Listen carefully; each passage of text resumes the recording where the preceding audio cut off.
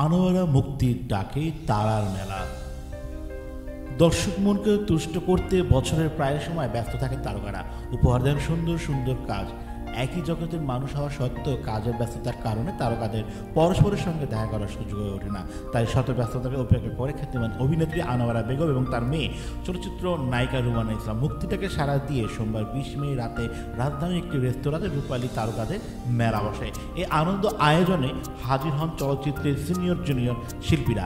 তাদের আনাগোনায় মুখর ছিল পুরোটা সময়। জনপ্রিয় চিত্রনায়িকা মুক্তির মেয়ে কারিমার জন্মদিন ঘিরে এই আয়োজন করা হয়। গত 2 মে ছিল রূপালী পর্দার মা আনোয়ারার একমাত্র মেয়ে এবং মুক্তির একমাত্র মেয়ে কারিমার জন্মদিন। এই উপলক্ষে কাছের মানুষদের নিয়ে সীমিত পরিসরে এক মিলনমেলার আয়োজন করা হয়। তাদের ডাকে সাড়া দিয়ে বাংলাদেশ চলচ্চিত্র শিল্পী সমিতির নির্বাচিত কমিটি আলোচিত জায়েদ খান সহ অন্যান্য তারকারা উপস্থিত ছিলেন।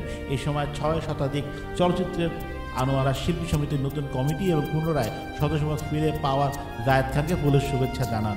গুণী এই অভিনেত্রীকে দীর্ঘদিন পর কাছে পেয়ে উচ্ছ্বাসে মাতেন শিল্পীরা। এই প্রসঙ্গে শিল্পী সমিতির সহসভাপতি রুবেল বলেন, সিনিয়র জুনিয়রদের নিয়ে এমন মিলনমেলা হলে ভালোই হয়, সবার সঙ্গে কুশল বিনিময়ের সুযোগ হয়। মুক্তির মেয়ে কারিমার জন্য অনেক দোয়া এবং ভালোবাসা। এমন সুন্দর একটি আয়োজনের জন্য চিত্রনায়িকা মুক্তিকে ধন্যবাদ জানিয়ে জ্যেষ্ঠ চলচ্চিত্র অভিনেত্রী এবং শিল্পী সমিতির কার্যনির্বাহী সদস্য দিলারা ইয়াসমিন বলেন, খুব সুন্দর আয়োজন মুক্তি, অনেকদিন পর আনু আপার সাথে দারুণ একটা সময় কাটালাম।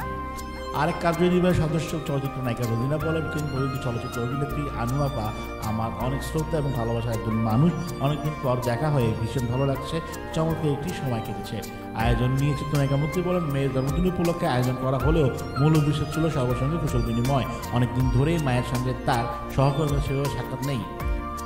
শিল্পী সমিতি নির্বাচনের সময় খানিক সময়ের জন্য দেখা হয়, সেই সময় আসলে কথা বলার পরিবেশ থাকে না। সবার সঙ্গে মায়ের আড্ডার ব্যবস্থা করার জন্য এই আয়োজন। সবাই আমাদের জন্য দোয়া করবেন। ধন্যবাদ।